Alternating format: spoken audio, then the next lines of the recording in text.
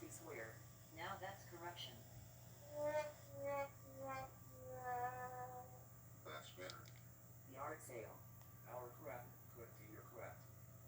Presenting the widescreen series from Fox Video. Most movies currently available on video have been modified from their original theatrical format by a process known as pan and scan. With these standard pan and scan videos, you're only getting half the picture. With the full aspect ratio of the widescreen series, you'll be seeing the complete on-screen action as originally shown in movie theaters without panning or scanning. Get the full impact of widescreen action and THX sound when you buy any film in the new widescreen series. Speed, True Lies, The Last of the Mohicans, and The Abyss. Now you can experience right in your own home all the action, adventure, and special effects of these films in their full-size widescreen format as they were originally shown in theaters. What do you think? You're the expert, I just work here. Plus, all 4 films have been digitally mastered by THX for superior sound and picture quality. So get the complete picture, add to your collection with one of these 4 great action films: Speed, True Lies, The Last of the Mohicans, and The Abyss, and experience the impact of widescreen. Anything less is simply just that, the widescreen series. Look for other films coming soon from Fox Video.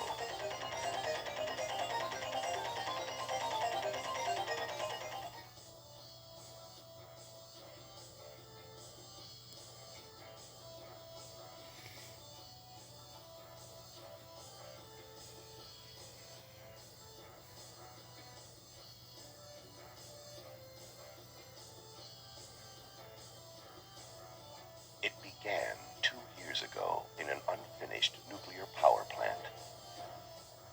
It became one of the most challenging motion pictures ever made. And on August 9th, the most original adventure of the summer will begin at theaters everywhere. From James Cameron, the writer and director of The Terminator and Aliens, comes The Abyss.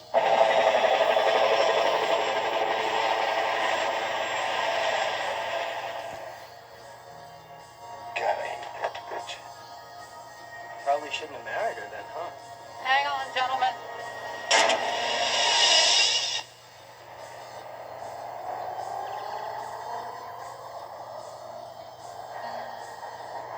Here's a bottomless pit, baby. 2.5 miles straight down.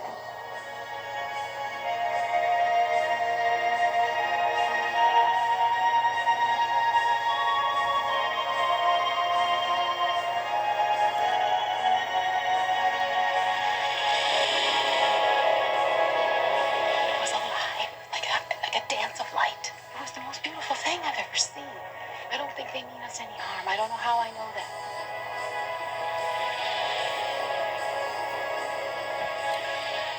Whatever happens, it's up to us. That guy scares me more than anything that's down there. But we all see what we want to see.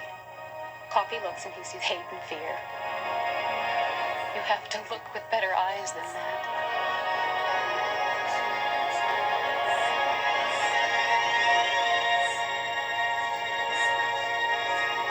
Talk to me, bud, please.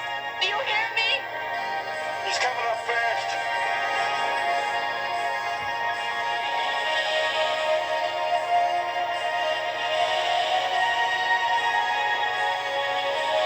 I need to know if you're okay.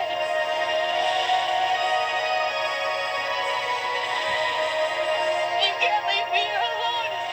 You never backed away from anything in your life. Now fight!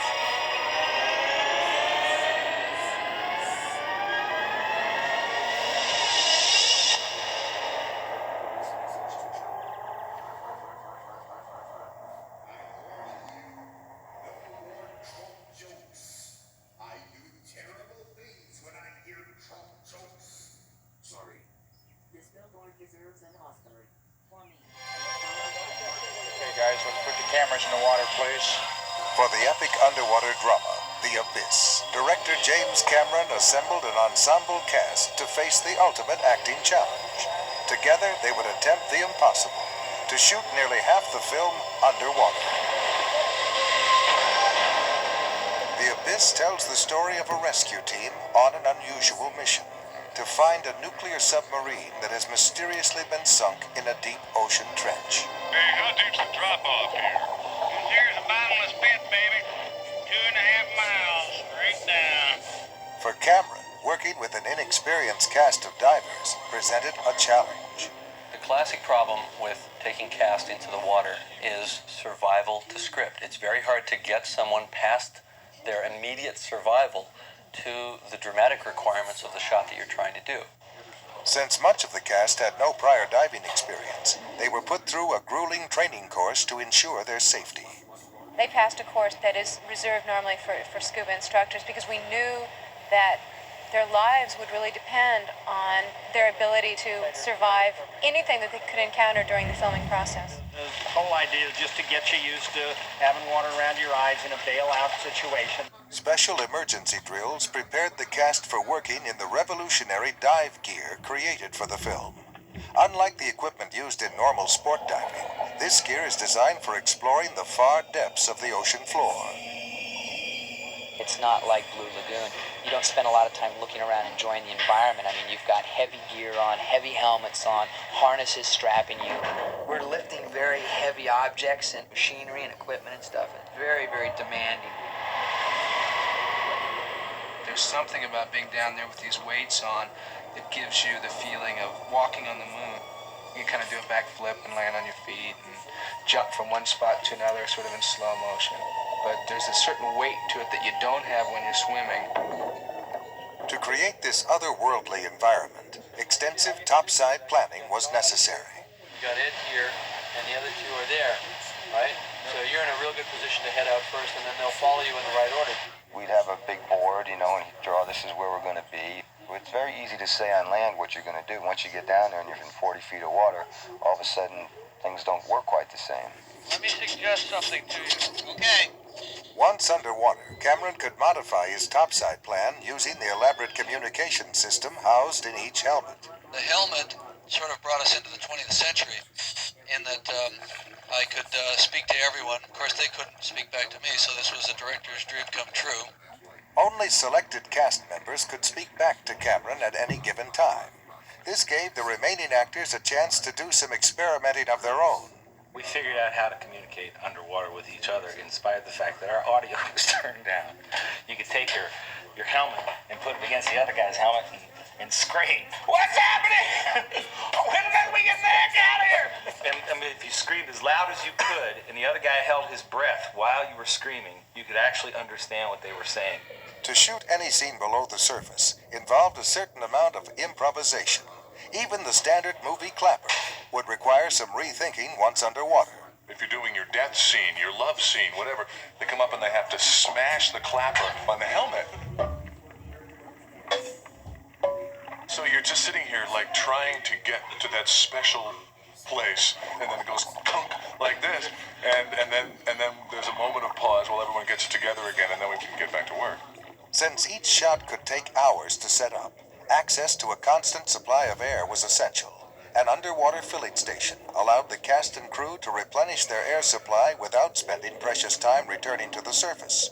We squat down on our knees, they plug us in, safety divers all monitoring our gauges. It's quite exciting, really. And pump us up full of air, and then we're back in the shot. As a result, some of their dives would last a grueling 5 hours. These physical demands placed on the cast would make crucial the element of teamwork. The most important thing in diving is the buddy system. That's right. And we are buddies. The team effort was never more vital than in the one scene that brought together the entire cast below water. 9 men would ride precariously balanced atop a submersible. I guess it's a situation of survival. It's something that probably not too many people ever have a chance to do, is ride a submarine around like that. It's almost like riding it like it's a motorcycle down there. For the actors, the scene provided the ultimate challenge to perform in unison in a physically demanding situation. All right, just continue forward along the hall. Once it actually happened and we were actually riding across this created environment across this black. It was like our own private, like Disney ride that only we were going to get to ride on, and nobody else ever in that point in time, and that'll never happen again. By pushing themselves to their limits, the men and women of the abyss brought this mysterious tale of the deep to life. They rose to the challenge instead of caving in under it. Nobody ever said I can't do that on this film, and I think